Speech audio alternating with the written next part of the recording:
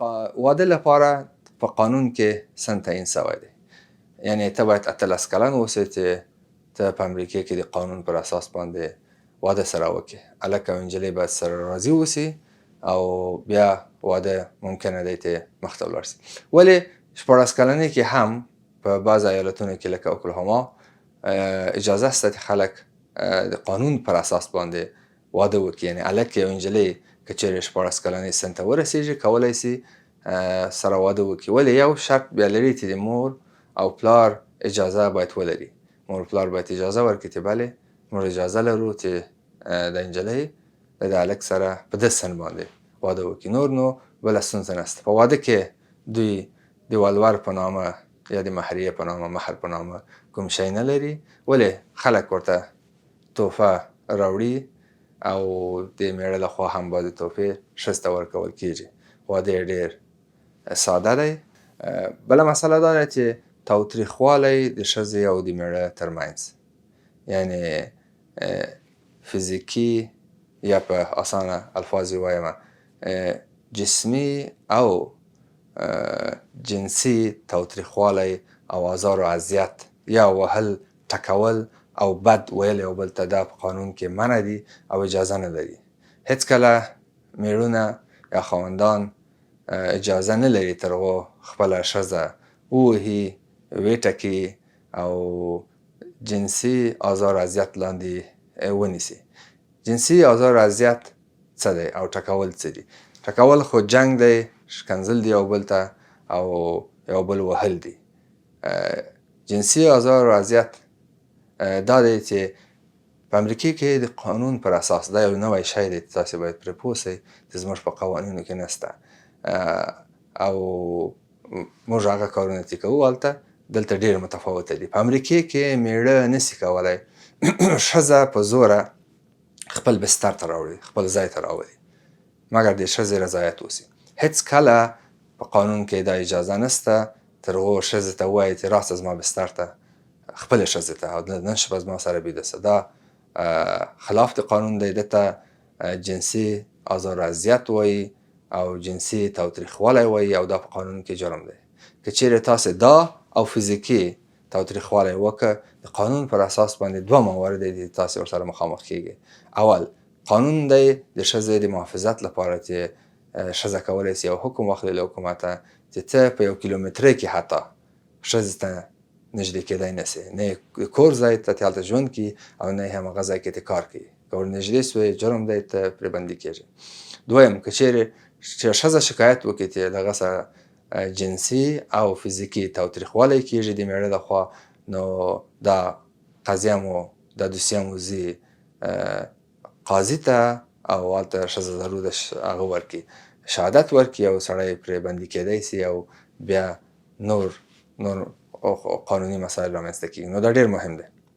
بله مسله همغسې چې د قانون پر اساس باندې یو هلک یو نجلۍ سره واده کړي او کورنۍ جوړي، فامیل جوړي، هماسې د قانون پر اساس باندې قانون اجازه ورکوي دوی سره جدا سي.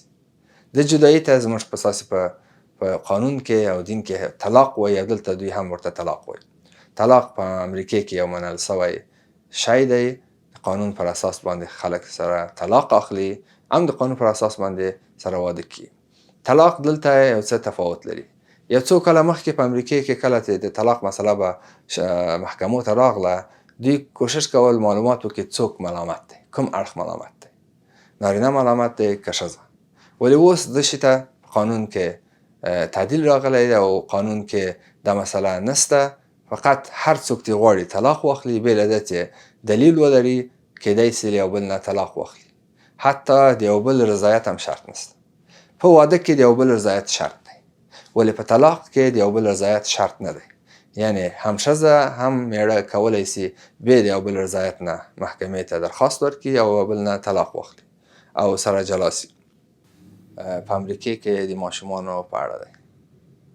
موږ تاسې له یو فرهنګ نه راځو چې هلته معمولا د ماشومانو ټکول، وهل او ټکول تقریبا رواج و او اکثرا د یو عادي کار په خاطر، یو مشکل په خاطر یا عدم اطاعت په خاطر ماشومان وهل کېدل، ټکول کېدل او بعض مواردو کې حتی شکنجه کېدله، ډېر سخت وهل کېدل، سر به یې مات څه، لاس به یې مات څه.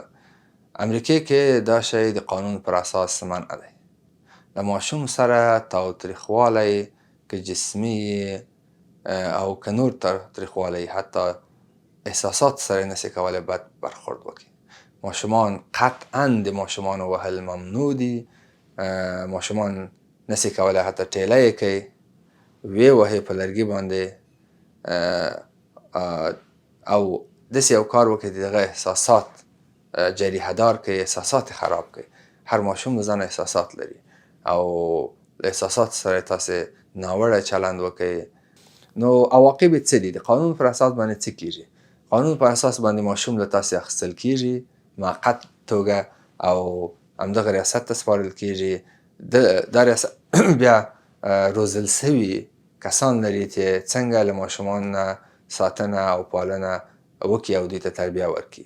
تر هغو پورې دا ساتي چې ستاسې سره کار کوي، چې ستاسې وضعیت تغییر وکړي او تاسې دا تضمین ورکړي چې نور دا کار نه کوئ. ولی په بل موارد کې که چیرې دوی په دې تصمیم ورسېږي چې بلې مور و پلار دا کار قصدي کړی او دا دته نور هم ادامه ورکړي، ماشوم له تاسو نه دایمي جدا کړي. نور نو ستاسې ماشومان به ستاسې سره ژوند نه کړي. دوی قانون پر اساس باندې جلا کیږي. دا سپاري نورو کسانو ته چې غواړي ماشومان ولري. یعنی دا نور خلک فرزندي اخلي. نو ستاسې خپل ماشومان نه خلاصېږي. نو هیله مو دا ده چې دا قانون حکومت د قانون پر اساس باندې عمل کړي، نه عیسویت پالي، نه اسلامیت پالي، نه یهودیت او نه نور ادیان. دا مې فقط څو مثاله درته ویلي. او نه هم هیڅوک د یو دین په خاطر هغه سره بد برخورد کیږي یا هغه سره تعصب کیږي. مسلمانان دلته ژوند کوي، خپل مسجد لري، خپل ټول اسلامي مسایل د اسلام د ارشاداتو او دستور او د آیاتو مطابق باندې او د حدیث مطابق باندې دلته مسلمانان خپل ژوند کوي. هیڅوک ورسره ستونزه نه لري، نه حکومت ستونزه لري او نه نور خلک. نو عام و تام د دین ازادي ده دلته او خپل دین کولی شي چې دلته عملي کوي. ولې یو تعداد محدودیتونه هم شته. ته نسې کولی د بل دین ته سپکاوی وکړي. ته نسې کولی داسې یو عمل سرته ورسې چې بل سپک سي. یعنی توهین، تحقیر، بهتان، تهمت تړل په چا باندې دا ممنوع دي قانون پر اساس باندې. چا ته نسې ویلی چې ته غل یې، ته اغلا کړې، ته فاسد یې، ته قاتل یې، ته خاین یې او نور اصطلاحات زموږ په هېواد کې ډېر عام و یو بل ته په کار وړل کېدل. ما به هغه وخت ویلې چې کله دا اصطلاحات د قانون پر اساس باندې مخته استفاده کوو، د قانون پر اساس باندې موږ مکلفیت هم لرو. له موږ نه غوښتل کېږي چې سند وړاندې کړه. آیا شواهد لرې؟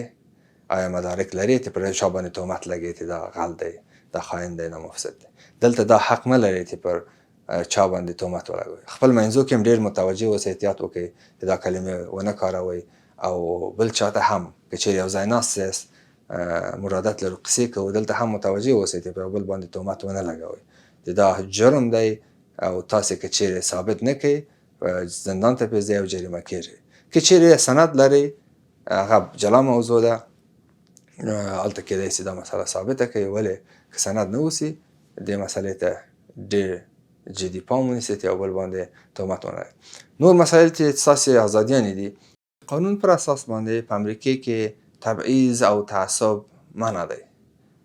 په هیڅ صورت باندې په هیڅ اساس نسئ کولی له بل چا سره تبعیض آمیزه او له تعصبه ډک برخورد وکړئ او څرګندونې وکړئ. په کار کې هم دا منع دی او په ټولنه کې هم منع دی. ښځې له ټولو امتیازاتو نه لکه چې نارینه برخورداره دي برخورداره دي. ښځې او نارینه حقوق مساوي دي. له ښځو سره په کار په ځای کې تعصب او تاوتریخوالی نسئ کوئ. تعصب منع دی او په دې سره تاسې کولی شئ زندان ته ولاړ شئ. نو کوشش ونه کړئ چې لفظي او جسمي داسې یو عمل سرته ورسوئ چې ښځه اذیت سي او په تکلیف سي. دلته د دې قوانین متفاوته دي. حتی ښځه باندې لاس هم نسئ وهئ چې لاس ور وړئ. نو دا تفاوت کې پر ځان خبر کړي. په هر ټولنه کې خلک ژوند کې تر هغو آرامش لاسته راوړي. قوانین په دې جوړ شوي دي چې خلک سره په نظم ژوند وکړي. نو نظم په ټولنه کې ډېر مهم دی. سوله په ټولنه کې ډېر مهم دی. ثبات په ټولنه کې ډېر مهم دی. نو داسې اعمال چې دا ثبات، سوله او امن ته صدمه رسي، اخلالیه په ساده الفاظو مخل د امنیت دي، دا سرته مه رسوئ. مثلا جنگ دا په قانون کې منع دی، جنگ نسي کوئ. دا شیان په قانون کې منع دي چې نر او ښځه نسي کولی بیرون بربن یا لس راووځي. دا منع دی ولې دا اجتماعي جوړښت ته صدمه رسي، عامه نظم ته صدمه رسي. نو دا ممنوع ده. لکه دا وړ نور کارونه نظم تاسو ډېر ساده درته تاسو ښه پوهېږئ چې کم کار مو امنیت ته صدمه رسي، کوم کار مو نظم ته صدمه رسي، سولې ته او آرامش ته صدمه رسي، ټولنه خرابي، هغه کار د قانون پر اساس باندې منع دی، هغه مه کوئ. امریکې کې قرض اخیستل کله بانک یې کله کمپنۍ نه یې لهر ځای نه د قانون پر اساس باندې ممکن دی. ولې تاسې د هغه وخت تاسو نه غوښتل شوی چې بیرته قرض ورکړئ، تاسې باید قرض ورکړئ. که یې ورنه کړئ نو تاسې نه د قرض غوښتل کېږي، تاسې قانوني برخورد له تاسې سره کېږي.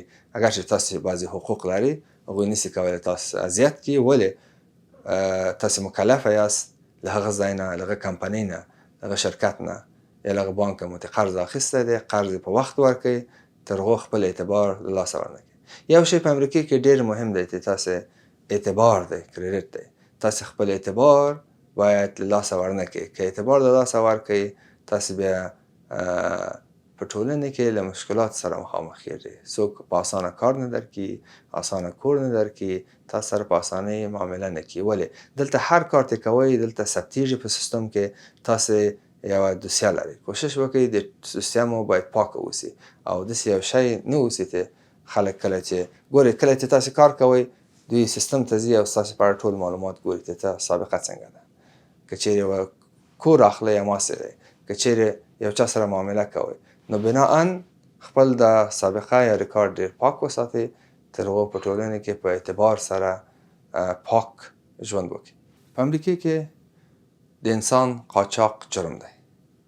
د ماشومانو خرڅول، د ماشومانو رانیول او دا مسایل دلته جرم دی. اگر چې دلته دا جرم کېږي هم ولې دا جرم دی، په قانون کې له سره جدي برخورد کېږي او دا یو جدي مسله ده.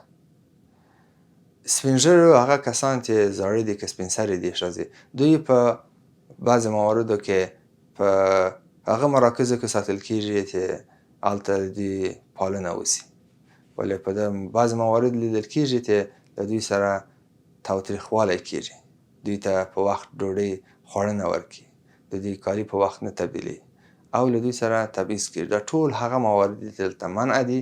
که چیرې داسې ځایو کې مو کار پیدا کړ، وظیفه مو درلوده او یا تاسې په ده حالت کې واقع سوئ نو متوجه اوسئ چې قانون دلته واضح دی، صراحت لري چې دا تبعیض او یا دا ناوړه چلند اجازه نشته او ممکنه نه ده چې دا وسي او قانوني برخورد له خلکو سره کېږي.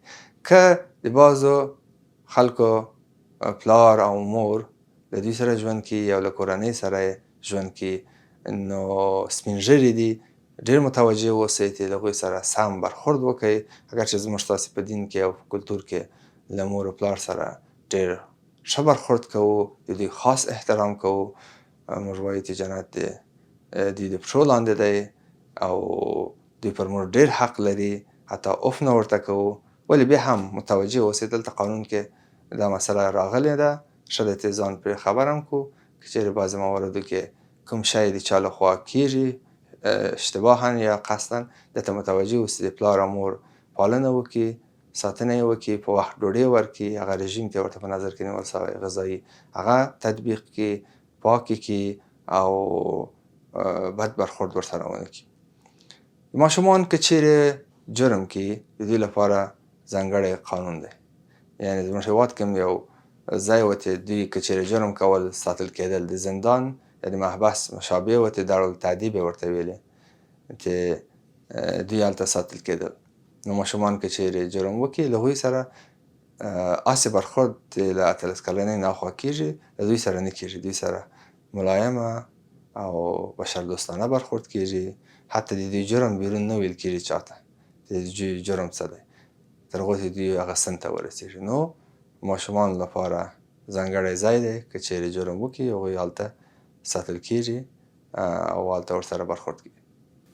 عدلي او قضایي سیستم په امریکې کې مهم دی چې یو څو ټکي تاسو ته په دې اړه ووایم. امریکې کې تاسې حق لرئ چې وکیل ولرئ. که چیرې پولیس مو لري دا حق لرئ چې خاموشه پاتې سئ، خبرې ونه کوئ او تر هغو مو وکیل مداخله وکړي. که یو جرم هم کوئ خدای نخواسته کوم جرم مو سهوا یا قصدا د شکه وسي، قانون نقض کوي، حق لرئ چې وکیل ولرئ، خپل وکیل سره خبرې وکړئ. که مو وکیل نه درلود حکومت درته وکیل نیسي او محکمې کې بیا ستاسې دوسیه ستاسې وکیل مخ ته وړي او پر همغه اساس باندې د محکمې مجلسونه او جلسې دایریږي او د قانون پر اساس باندې تاسو سره برخورد کوي. بل شی چې ډېر مهم دی هغه دا دی چې په امریکې کې هغه کسان چې بې وضاحته دي، کمک ته ضرورت لري، مهاجرین دي یا کار کې معاش کم دی، معاش کفایت نه کوي د کور مصرف ته، د ماشومانو مصرف ته، د کور کرا ته، نور شیانو ته، حکومت ځانګړي برنامې او پروګرامونه لري چې هغه طریقه ورسره مرسته کیږي. یو له هغو پروګرامونو ورته سنپ وایي یا فود سټامپ وایي چې خلکو ته غذایي مواد ورکول کیږي. تاسې فود سټامپ باندې ښه بلد یاست، د دې کلمې ترجمه درته نه کومه. هغه پروګرام دی یا کارت دی چې تاسو سره شته اوس ستاسې په جیب کې دی، فود سټامپ له طریقه تاسو سره کمک کیږي. نو د دې لپاره هم یو ځانګړی قانون دی. دا کار د قانون پر اساس باندې مخ ته ځي او باید پوه سئ د دې نه استفاده باید څنګه وکړئ. هیڅکله کوشش ونه کړئ خپل فود سټامپ نه بل چاته د امکانات ورکړئ. هیڅکله کوشش ونه کړئ چې فود سټامپ مو خرڅ کړئ. هیڅکله کوشش ونه کړئ چې له ده نه پیسې راوباسئ. بعضې مواردو کې لیدل سوي دي، ما ته اطلاعات را رسېدلي دي چې زموږ افغانان او یو تعداد له ده نه پیسې راباسي. یعنې تاسو یوازې اجازه لرئ چې د ده نه غذایي مواد واخلئ. د ده نه پیسې، نقد پیسې راویستل جرم دی. د ده کارت خرڅول جرم دی او بله ناوړه استفاده ځینې جرم ده. نو د قانون پر اساس باندې که چیرې تاسې گیر سوی دا جرم دی، دا امتیاز د تاسو نه قطع کیږي او تاسو سره قانوني برخورد کیږي. نو دې شي ته ډېر پام وساتئ چې هغه امتیازات تاسو درکول کیږي قانون په اساس باندې ځینې ګټه واخلئ. که چیرې یو ځای مو پولیس لري، د پولیس حق دی تاسې ولري، ولی تاسې هم حقوق لرئ. کوشش وکړئ تاسو سره خپل اسناد ووسي چې پولیس ته ځان ور معرفي کړئ. اسناد پولیس سره شریک کړئ او نور کولای سئ نور معلومات ورنه کړئ، خاموشه پاتې سئ او پولیس هم حق نه لري پر تاسې فشار راوړي. تاسې کیدای سي خپل وکیل ته زنګ ووایئ او یا ورته ووایئ زه غواړم وکیل لاسته راوړم او وکیل ماته پیدا کړي، وکیل سره مې خبرې وکړئ. پولیس ناحقه اجازه نه لري ستاسې موټر تلاشي کړي په هر مورد، مګر دا چې جرمي علایم پکښې اوسي او د هغه پر اساس باندې بیا ستاسې موټر کولی سي تلاشي کړي او بیا هم ستاسې اجازه غواړي. نو پولیس سره همکار اوسئ، ولې پر دې هم پوه سئ چې تاسې هم حقوق لرئ په قانون کې او پولیس هم بعضې صلاحیتونه قانون کې لري. نو که چیرې په خپلو حقوقو باندې پوه سئ، په هغه پوه سئ چې قانون کې ستاسې ځای چیرې دی او د پولیس چیرې دی. دلته پولیس ځکه چې زموږ وطن کې یو تاسو سره بد برخورد نسي کولی د قانون پر اساس باندې. تاسې نسي وهئ، تاسې نسي ټکولی، تاسې په څپېړه نسي وهئ، تاسو سره بد برخورد نسي کولی، تاسو ته ښکنځل نسي کولی. پولیس تاسو سره د قانون په چوکاټ کې عمل کوي. که چیرې پولیس سره همکار اوسئ، خپل اسناد ورښکاره کړئ، ښه برخورد ورسره وکړئ، هغه هم په همدې اساس باندې ډېر ښه برخورد کوي. نو پولیس کوشش کوي چې قانون مراعات کړي او که چیرې قانون مات کړي پولیس هم ملامت دی، نه یوازې تاسې، پولیس هم. نو پولیس خپل مسئولیت لري چې قانون پر ځان تطبیق کړي، ته خپل مسئولیت لري. نو پولیس خپل صلاحیتونو هم پوهېږي، مسئولیتونو هم. تاسې هم پوه سئ چې ستاسې صلاحیتونه څه دي، حقوق مو څه دي، تر هغو مشکلاتو سره مخامخ نه سئ. بل قانون په امریکې کې دا به زموږ تاسې تقریبا آخر بحثي د حیواناتو په اړه دی. دوی اکثرا حیواناتو کې سپیان ډېر ساتي.